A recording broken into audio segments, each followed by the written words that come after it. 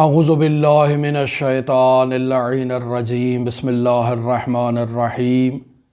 یا من ارجوہ لکل خیر وآمنوا سخطہ عند کل شر یا من یؤتی الکثیر بالقلیل یا من یؤتی من سأل یا من یؤتی من لم یسألہ ومن لم یعرفہ تحننا منہ والرحمہ اعتنی بمسألتی ایاک جمیع خیر الدنیا و جمیع خیر الآخرہ واصرف عنی بمسألتی ایاک جمیع شر الدنیا و شر الآخرہ۔ دعائے رجبیہ کے مضمون پر آپ کے ساتھ گفتگو جاری ہے۔ بیان ہوا ماہ رجب المرجب کے ان ایام میں اس مہینے کی برکتوں سے فیضیاب ہونے کے لیے محمد سجاد نے امام جعفر صادق سے سوال کیا کہ مولا مجھے ایک ایسی دعا تعلیم دیں جیسے ماہ رجب میں قراءت کروں اور اس مہینے کی برکتوں سے فیضیاب ہو سکوں۔ تو امام جعفر صادق علیہ السلام نے یہ دعا محمد سجاد کو تعلیم دی۔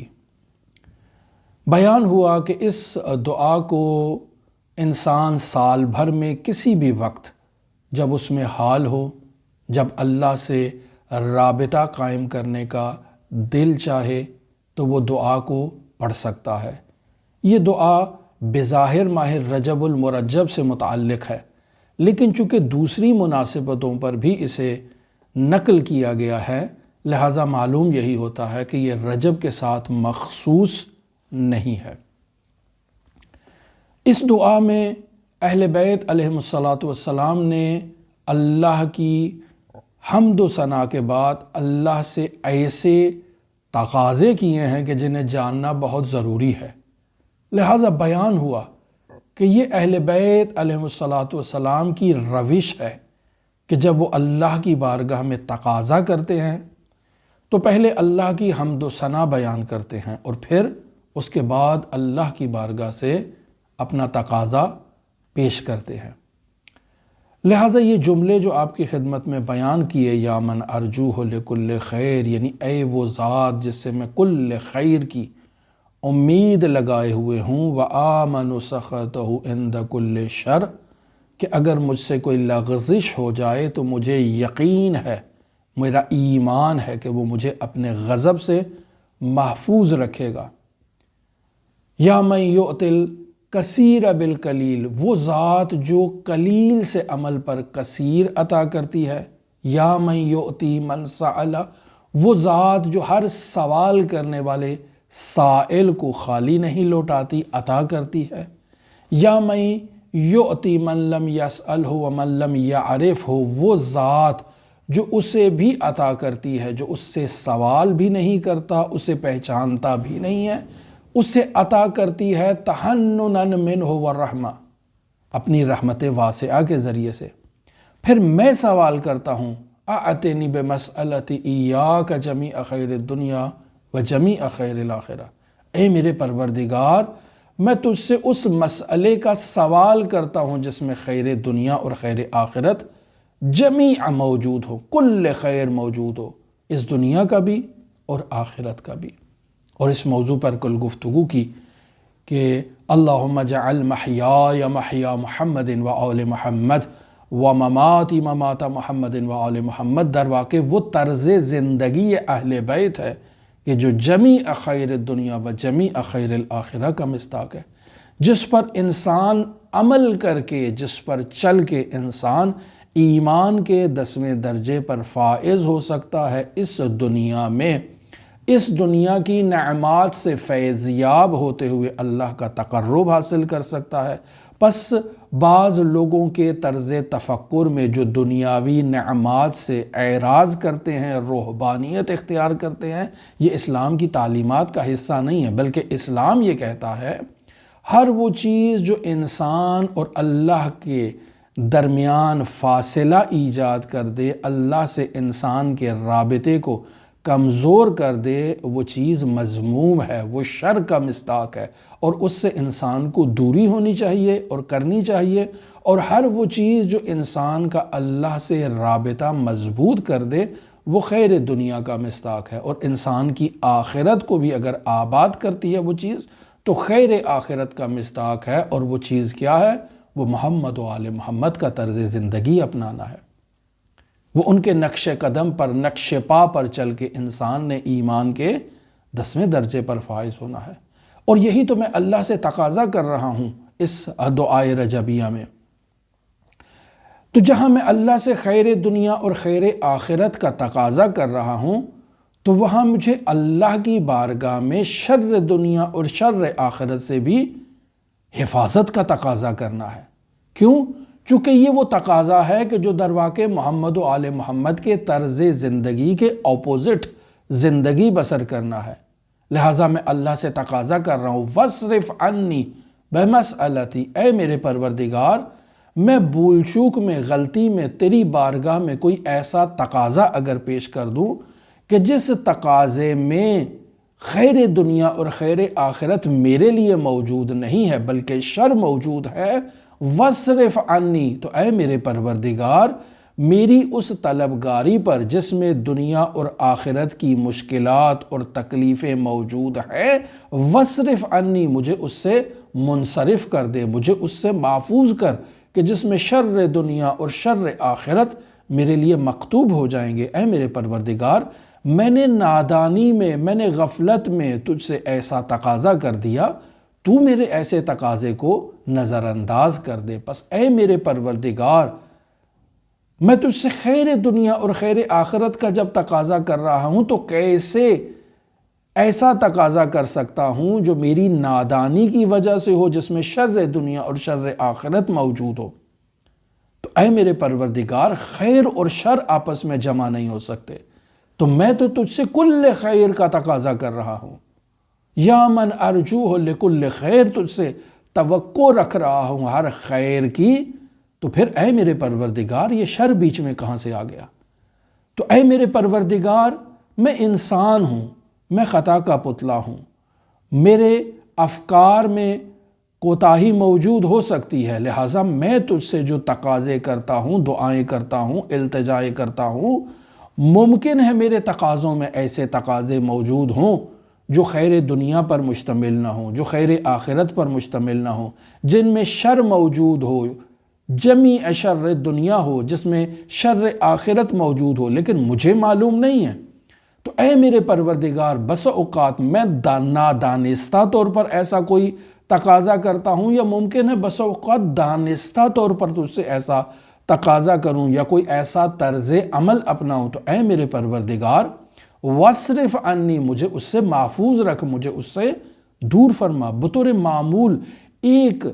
سوئی کے نوک کے برابر بھی اے میرے پروردگار میں شر کی طرف رغبت اختیار نہیں کرنا چاہتا ہوں۔ کیوں؟ چونکہ شر کس چیز کو کہا جائے گا؟ شر در واقع نقص کو کہا جاتا ہے۔ ہر وہ چیز جو میرا تیرے سے رابطہ کمزور کر دے، مجھے تیری ذات سے دور کر دے، مجھے تیری ذات سے اجنبی کر دے، اے میرے پروردگار وہ شر کا مصداق چیز ہے۔ میں تجھ سے امان چاہتا ہوں، میں تجھ سے پناہ چاہتا ہوں، میں تجھ سے حفاظت چاہتا ہوں، اس شر سے تو میری حفاظت فرما۔ لہٰذا اگر انسان اپنی اس دنیاوی زندگی میں ظاہری طور پر گناہ کرتا ہے، جھوٹ بولتا ہے، غیبت کرتا ہے، تہمت لگاتا ہے، کسی کی حد کے حرمت کرتا ہے، کسی کے احترام کو پامال کرتا ہے، یہ گناہ ظاہری شراب خوری کرنا، زنا کرنا، لواط کرنا، غیبت کرنا، بہتان لگانا، یہ سب شر کا مصداق ہے۔ لیکن اے میرے پروردگار کچھ گناہ ایسے ہیں جو میرے باطن کے اندر ہیں، جو میرے افکار کی صورت میں ہیں، میرے قلبی خطورات کی صورت میں ہیں، جو مجھے تیری یاد سے غافل کر دیتے ہیں۔ اے میرے پروردگار ان تمام شرور سے میں تیری بارگاہ میں جمیع شر دنیا کا تقاضا کر رہا ہوں کہ تو مجھ سے اس سے محفوظ رکھ، وَاصْرِفْ عَنِّي، مجھ سے ان سے منصرف کر۔ پس انسان شر کے تمام مراتب میں، چاہے وہ شر ظاہری ہے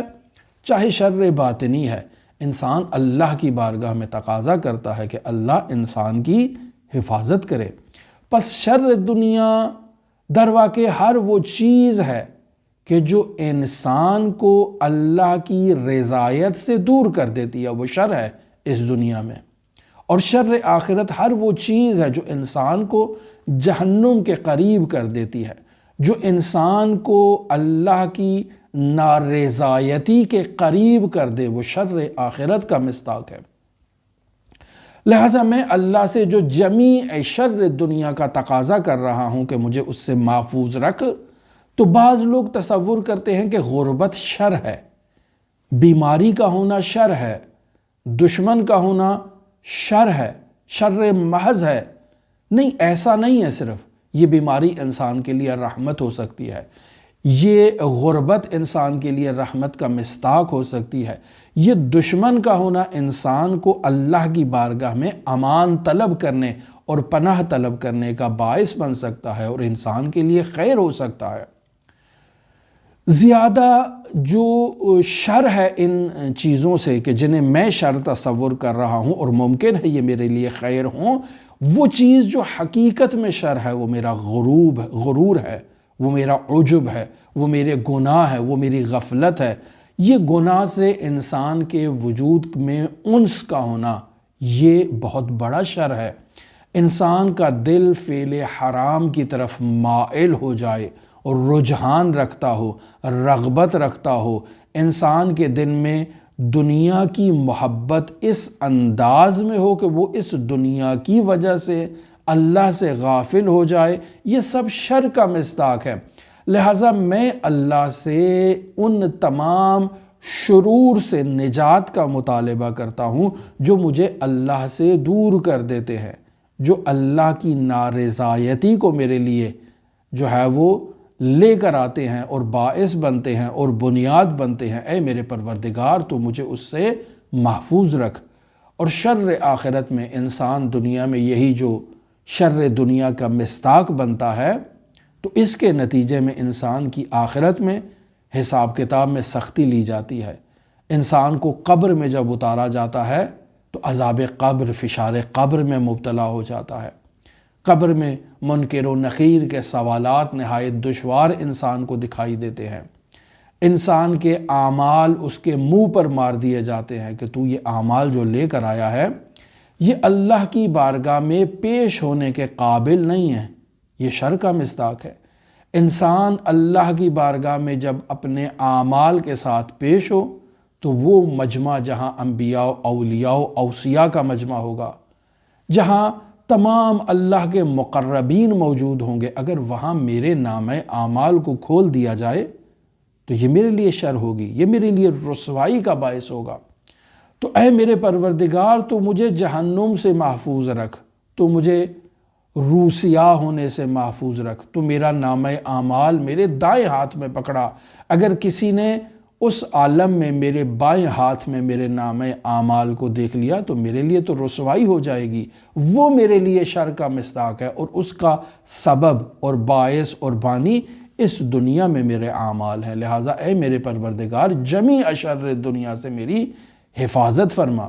اور اگر کہیں بھولے بھٹکے مجھ سے کوئی ایسا شر دنیا انجام پاتا ہے تو مجھے استغفار کی، توبہ کی مہلت عطا فرما تاکہ تیری بارگاہ میں پناہ حاصل کر سکوں، تجھ سے التجا کر سکوں، تجھ سے توبہ طائب ہو سکوں، تجھ سے مغفرت کا اظہار کر سکوں۔ لہٰذا اے میرے پروردگار، تو اپنی خاص نظر رحمت کو میرے اوپر جاری فرما۔ پس اگر اہل باطن، اہل بصیرت اور عرفاء کی نگاہ میں شر دنیا اور شر آخرت کو دیکھا جائے تو وہ کیا ہے؟ ہر وہ چیز جو انسان کو اللہ سے غافل کر دے وہ شر دنیا ہے، اور ہر وہ چیز جو انسان کو آخرت میں اللہ کے دیدار سے محروم رکھے وہ شر آخرت ہے۔ پس مجھے اس دنیا میں اللہ کی یاد سے غافل نہیں ہونا، چونکہ اگر غفلت کر لی تو شر دنیا میں مبتلا ہو جاؤں گا، اور آخرت میں اللہ کے دیدار سے محروم نہیں ہونا۔ لہٰذا اس دنیا میں ایسے اعمال کے ساتھ جانا ہے کہ مجھے اسی دنیا میں اس کے دیدار کی سعادت نصیب ہو اور آخرت میں اس کے دیدار سے محروم نہ رہوں۔ لہٰذا اگر محروم ہو گیا تو شر دنیا اور شر آخرت کا مصداق بن جاؤں گا۔ لہٰذا ابن ابی الحدید النہج البلاغہ میں اس کی تشریح میں جلد نمبر 20 ہے اور صفحہ نمبر 301 پر حضرت سید الاوصیاء امیر المؤمنین علی ابن ابی طالب کی نگاہ میں خیر دنیا اور خیر آخرت کو بیان فرما رہے ہیں۔ مثلا حضرت سید الاوصیاء فرماتے ہیں خیر الدنیا والآخرہ فی خصلتین، دنیا اور آخرت کا خیر دو خصلتوں میں ہے، غنا و تقا۔ ان دو چیزوں میں دنیا اور آخرت کا خیر ہے، یعنی انسان دنیا میں تمام دنیا و ما فیہا سے بے نیاز ہو کر تقا ہو، یعنی اللہ کی طرف متوجہ ہو، اللہ کی بارگاہ میں ہاتھ پھیلائے۔ انسان محتاج ہے تو صرف اللہ کا، اور اللہ کے اغیار میں انسان بے نیازی کا اظہار کرے، میں کسی کا محتاج نہیں ہوں۔ یہ ہے خیر دنیا اور خیر آخرت۔ شر الدنیا و شر الآخرہ فی خصلتین، امیر المومنین کی بارگاہ میں شر دنیا اور شر آخرت بھی در حقیقت دو خصلتوں میں ہے، الفقر والفجور، فقر اور فجور دو ایسی چیزیں ہیں جن میں شر دنیا اور شر آخرت ہے۔ پس یہ دو خصلتیں جن میں شر دنیا اور شر آخرت ہے امیر المومنین کی نگاہ میں، پہلی چیز فقر ہے۔ نہج البلاغہ حکمت نمبر 319 میں امیر المومنین علی ابن ابی طالب علیہ آلہ و تحیت و ثنا ارشاد فرماتے ہیں کہ فَإِنَّ الْفَقْرَ مَنْقَصَةٌ لِلدِّينِ،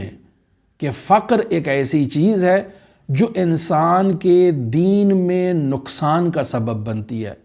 یعنی انسان اگر فقر میں مبتلا ہو جائے، جو اللہ کی طرف سے انسان کے لیے آزمائش ہے، اور انسان اس آزمائش میں سرخرو نہ ہو سکے تو اس کا دین ضائع ہو جاتا ہے۔ مدحشۃ للعقل، انسان کی عقل میں اسی فقر کی بدولت تشویش ایجاد ہو جاتی ہے۔ داعیۃ للمقت، یعنی انسان کے وجود میں کینہ ایجاد ہو جاتا ہے۔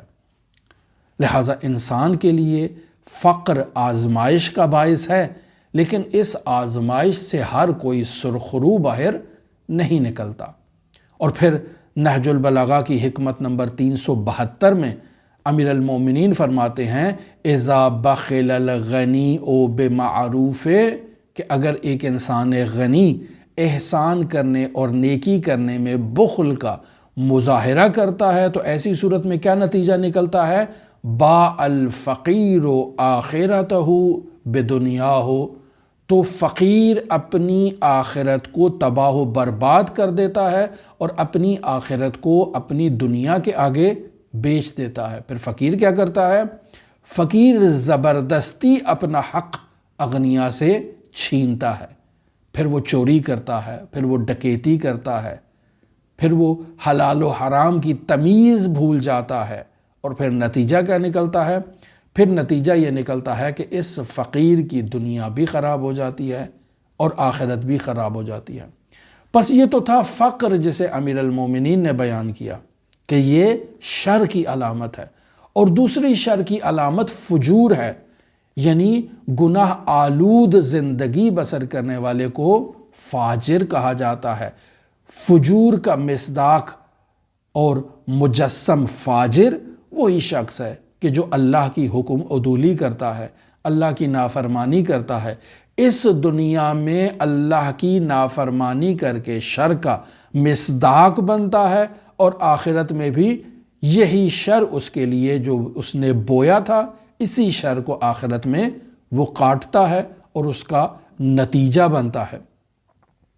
پس رسول خدا صلی اللہ علیہ وآلہ وسلم سے ایک روایت بحار الانوار میں مرحوم مجلسی رحمۃ اللہ علیہ جلد نمبر 79 ہے اور صفحہ نمبر 170 ہے، وہاں پر رسول خدا سے یہ حدیث کو نقل فرماتے ہیں خیر الدنیا والآخرہ مع العلم، دنیا اور آخرت کا خیر علم کے اندر پوشیدہ ہے، وشر الدنیا والآخرہ مع الجہل، اور دنیا اور آخرت کا شر جہالت کے اندر ہے۔ پس بطور معمول فساد کی تمام اقسام جہالت کے اندر آ کر جو ہیں وہ پوشیدہ ہو جاتی ہیں۔ لہٰذا حضرت سید الاوصیاء امیر المومنین فرماتے ہیں کہ الجہل اصل کل شر، کہ جہالت ہی ہر قسم کے شر کی بنیاد ہے، اساس ہے۔ لہٰذا انسان کو اللہ کی بارگاہ میں جو دعا کرنا ہے وہ علم کا تقاضا کرنا ہے کہ اے میرے پروردگار تو مجھے علم عطا کر، مجھے تمیز عطا کر، مجھے شعور عطا کر کہ میں دین کی دید کے مطابق، قرآن و اطرت کی دید کے مطابق میں خیر دنیا اور خیر آخرت کو پہچان لوں، تو پھر اس کے بعد مجھے تجھ سے یہی تقاضا ہے وَاصْرِفْ عَنِّي بِمَسْأَلَةِ إِيَّاكَ جَمِيعَ شَرِّ الدُّنْيَا وَشَرِّ الْآخِرَةِ، کہ اے میرے پروردگار مجھے اب علم ہو چکا ہے کہ خیر دنیا اور خیر آخرت کیا ہے، میں یہ چاہتا ہوں کہ تو مجھے اس دنیا میں کل خیر عطا فرما، اور وہ اللہم اجعل محیای محیا محمد و آل محمد و مماتی ممات محمد و آل محمد کے اندر چھپا ہے۔ اور پھر جب میری طرز زندگی محمد و آل محمد کے مطابق ہو، جب میری موت محمد و آل محمد کے طرز موت کے مطابق ہو، تو وَاصْرِفْ عَنِّي بِمَسْأَلَةِ إِيَّاكَ جَمِيعَ شَرِّ الدُّنْيَا وَشَرِّ الْآخِرَةِ، تو پس مجھ سے اس شر دنیا اور شر آخرت کو محفوظ رکھ کہ جس کی بدولت میں اللہ کے دیدار سے اس دنیا میں محروم ہو جاؤں اور آخرت میں اللہ کے دیدار سے محروم ہو جاؤں۔ پس انسان در واقع اس دعا کو اللہ کی بارگاہ میں جو بیان کرتا ہے تو گویا اس نے اللہ کی بارگاہ میں ہر چیز کا تقاضا کر لیا ہے۔ اور جب انسان اللہ سے کسی چیز کا تقاضا کرتا ہے اور اللہ انسان کو وہ کل خیر دنیا و خیر آخرت اگر عطا کر دیتا ہے تو اس کی بارگاہ میں کسی قسم کی کمی واقعہ نہیں ہوتی ہے۔ وہ فیاض مطلق ذات، غنی مطلق ذات اسی طرح کما کان غنی برقرار رہتا ہے، کما کان فیاض برقرار رہتا ہے، پھر بھی اس کی فیض کے سرچشمے میں کوئی کمی واقعہ نہیں ہوتی ہے، اور وہ اسی طرح سے فیاض برقرار رہتا ہے۔ لہٰذا اس نقطے کو آئندہ دعا کے فقرات میں آپ کی خدمت میں بیان کریں گے۔ دعاگو ہے خداوند متعال ہمیں اس دعا کے مضامین پر غور کرنے اور ان پر عمل کرنے کی توفیق عطا فرمائے۔ خدا اس دعا کی بدولت ہمارے معرفت کے خزانوں میں اضافہ فرمائے۔ دعاگو ہے خداوند متعال منجی عالم بشریت حضرت صاحب العصر، صاحب الامر، صاحب الزمان کے ظہور میں تعجیل فرمائے، اور ہمیں حضرت کے اصحاب و اعوان و انصار کی فہرست میں شمار فرمائے۔ اللہم صلی علی محمد و آل محمد وعجل فرج قائم آل محمد۔